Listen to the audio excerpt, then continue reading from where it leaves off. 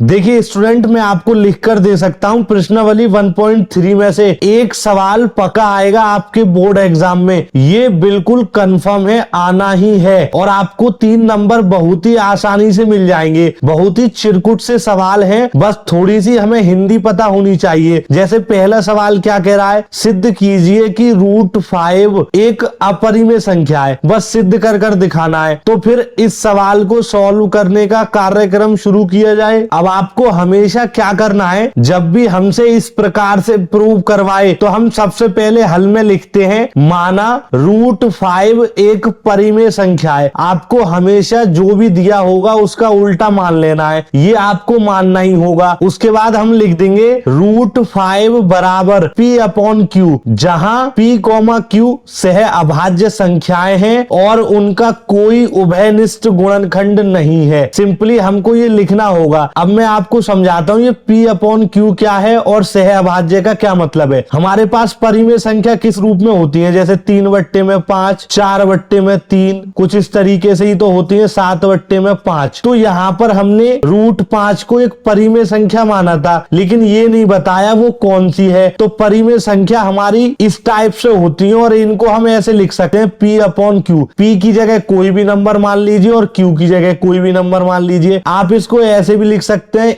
A/B, वो कोई दिक्कत नहीं है। ठीक, अब ये सहअभाज्य संख्याएं क्या होती हैं, सिंपल ऐसी कोई भी संख्या जिनका HCF 1 आ जाए वो सहअभाज्य होती हैं। जैसे 3,5, क्योंकि 3 और 5 के जब भी हम फैक्टर करेंगे यानी कि गुणनखंड करेंगे तो हमें वही वैल्यू मिल जाएगी जो दे रखी थी। ऐसे ही 5 के करेंगे तो 5 में भी हमें वही वैल्यू मिल जाएगी। तो जब हम इनको देखेंगे तो कॉमन क्या मिला हमें, 1, तो इनका HCF क्या होगा, 1। तो ये हमारी सहअभाज्य संख्या है। तो हमने यहाँ पर यही कहा है कि P और Q सहअभाज्य संख्या है और इनका कोई उभयनिष्ठ गुणनखंड भी नहीं है। देखिए यहाँ पर कोई भी गुणनखंड नहीं मैच हुआ।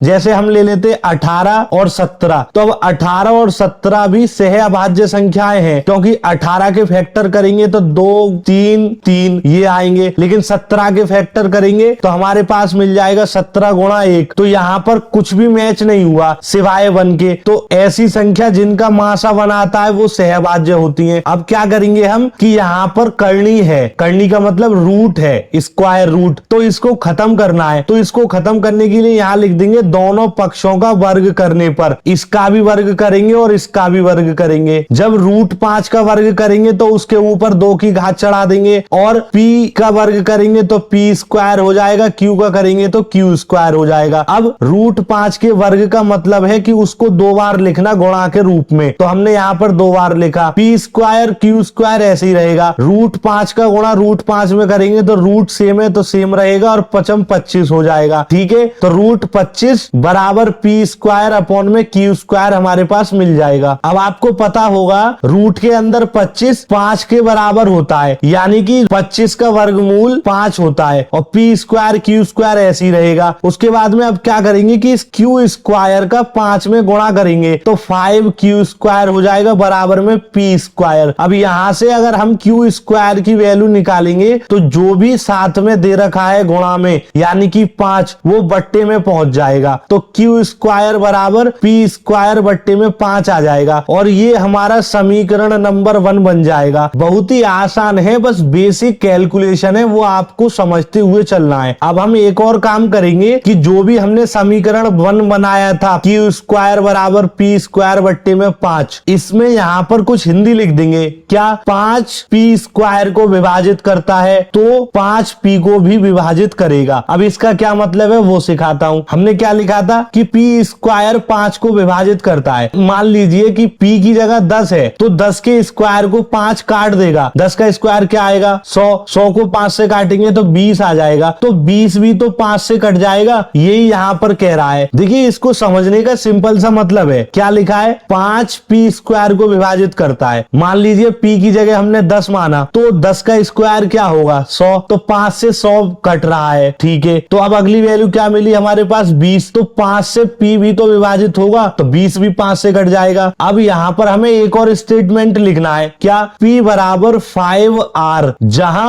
r बराबर 1 2 3 अप टू इनफाइनाइट है। जैसे p के गुणनखंड किए जाएंगे तो 5 प्राप्त होगा, लेकिन साथ में कुछ और संख्या भी प्राप्त होगी। ये मैंने आपको लिखकर दिखाया है। जैसे ऐसे समझो, हमारे पास अभी p की जगह हमने क्या माना था, 10 माना था, तो चलिए मैं 10 के गुणनखंड करता हूं, तो क्या मिलेगा, 5, और फिर करूंगा तो 1, और फिर 1 से करूंगा तो हमारे पास फिर से 1 मिल जाएगा, यानी कि गुणनखंड कंप्लीट हो गए। तो अभी हमने क्या लिखा था, p बराबर 5r। ठीक है, तो देखिए जब मैंने 10 के गुणनखंड किए तो 1 5 तो मुझे मिल गया, लेकिन साथ में कुछ और नंबर भी मिले हैं, जैसे 2 और 1, तो इनको मैंने r मान लिया है। क्यों? क्योंकि r की जगह हमने 1 2 3 कुछ भी माना था, और उसी में से 2 यहाँ पर आ गया, 1 भी यहाँ आ गया, और यही चीज मैंने आपको यहाँ लिख कर दिखाई है। ठीक है, अब हम क्या करेंगे कि p बराबर 5r समीकरण 1 में रखेंगे। समीकरण 1 क्या है, ये वाला है, q स्क्वायर बराबर p स्क्वायर बट्टे में 5। तो सिंपल है, q स्क्वायर तो ऐसा ही रहेगा बराबर में, तो p की जगह पर 5r रख देंगे, तो 5r का स्क्वायर करना पड़ेगा, क्योंकि समीकरण में p स्क्वायर था बट्टे में 5, तो q स्क्वायर ऐसे ही रहेगा।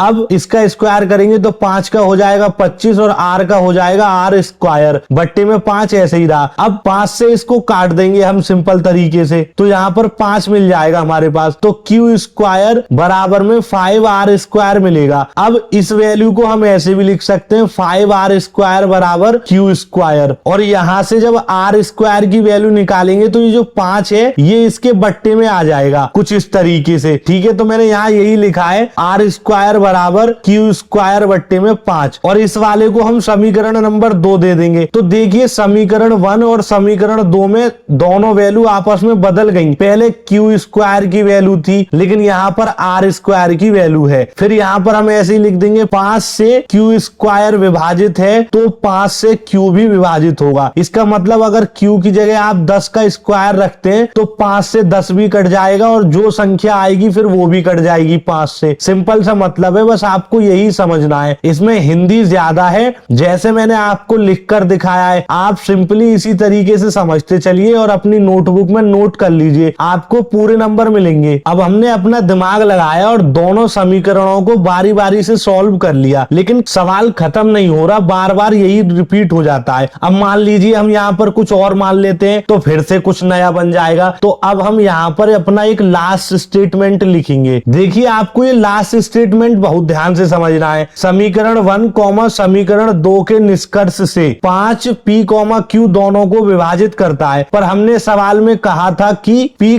q सह अभाज्य संख्याएं हैं, किसी से भी नहीं कट सकती। ये हमने अभी आपको बताया था, ये मैंने आपको अभी बताया था, p q सह अभाज्य संख्याएं हैं, कोई उभयनिष्ठ गुणनखंड नहीं है और आपस में कटेंगी भी नहीं, क्योंकि जैसे मैंने अभी लिखा था 8 बट्टे में 7, तो ये आपस में कटेंगी नहीं। तो ऐसी संख्या जो आपस में नहीं कटती हैं और उनका HCF हमारे पास 1 आ जाता है, तो वो सह अभाज्य संख्याएं होती हैं। ठीक है, लेकिन इस वाले निष्कर्ष से हमें पता चल रहा है कि 5 p और q को दोनों को विभाजित कर देगा। तो हम यहाँ पर लास्ट स्टेटमेंट में लिख देंगे, हमारी कल्पना या विरोधाभास गलत सिद्ध हुई, √5 एक अपरिमेय संख्या ही है। ठीक है, बहुत ही सिंपल है, 1-2 बार आप करोगे समझ में आ जाएगा। अब आप प्रश्न नंबर 2 को देखिए, क्या लिखा है, सिद्ध कीजिए 3 + 2√5 एक अपरिमेय संख्या है। हर सवाल में इसी तरीके से प्रूव करना है। सबसे पहले हम लिखेंगे, माना 3 + 2√5 एक परिमेय संख्या है, यानी कि जो दे रखा है उसका उल्टा मान लेंगे। ठीक है, उसके बाद में अब आप जानते हैं कि परिमेय संख्या p/q के रूप में लिखी जाती है, जैसे 3/5 कुछ इस तरीके से। तो हमने यहाँ पर लिखा 3 + 2√5 बराबर p/q। अब यहाँ से सिर्फ और सिर्फ √5 की वैल्यू को निकालेंगे, तो ये जो 3 दे रखा है इसका पक्षांतर कर देंगे, इस साइड पर ले आएंगे तो ये माइनस में बन जाएगा कुछ इस तरीके से। तो हमारे पास बचेगा 2√5 बराबर p/q -3। अब √5 रखना है हमें, तो इस 2 को भी नीचे ले आएंगे, ये गुणा में है तो इनके बट्टे में आ जाएगा, तो यहाँ पर भी 2 नीचे आ जाएगा कुछ इस तरीके से, और ऐसे ही इसके बट्टे में आ जाएगा। तो मैंने यहाँ पर लिख दिया √5 बराबर P/2Q माइनस 3/2 और इसको समीकरण नंबर 1 कह दिया। अब यहाँ पर हमें कुछ हिंदी और लिखनी है। हम जानते हैं √5 एक अपरिमेय संख्या है और P/2Q माइनस 3/2 एक परिमेय संख्या है। जैसे देखिए ये √5 है तो ये तो अपरिमेय संख्या, ये हमने पिछले सवाल में अभी सॉल्व की है, लेकिन उसी के बराबर में ये सारी वैल्यू निकली है। लेकिन हमने इस वाली वैल्यू को क्या माना है? परिमेय संख्या। वही मैंने यहाँ पर लिखा है कि एक अपरिमेय संख्या है और एक परिमेय संख्या, तो फिर हम कह देंगे तो हमारी कल्पना गलत सिद्ध हुई। अतः 3 + 2√5 एक अपरिमेय संख्या ही होगी, क्योंकि एक परिमेय मानी है हमने अपनी तरफ से और एक अपरिमेय आ रही है सवाल की तरफ से। तो जैसे सवाल की तरफ से आ रही है वैसे ही हमको मानना पड़ेगा। तो हमने जो कल्पना करी थी कि माना 3 + 2√5 एक परिमेय संख्या है, वो गलत सिद्ध हो गई। 3 + 2√5 एक अपरिमेय संख्या है। ये आप तब लिख सकते हैं जब आपसे √5 बराबर अपरिमेय संख्या प्रूव करना आता है, जो पिछले सवाल में मैंने आपको अभी सिखाया है। तो बाकी के जो सवाल बचे हैं उन्हें हम नेक्स्ट वीडियो में देखेंगे, और इस वीडियो के बारे में अपनी राय हमें कमेंट बॉक्स में जरूर बताएं। धन्यवाद।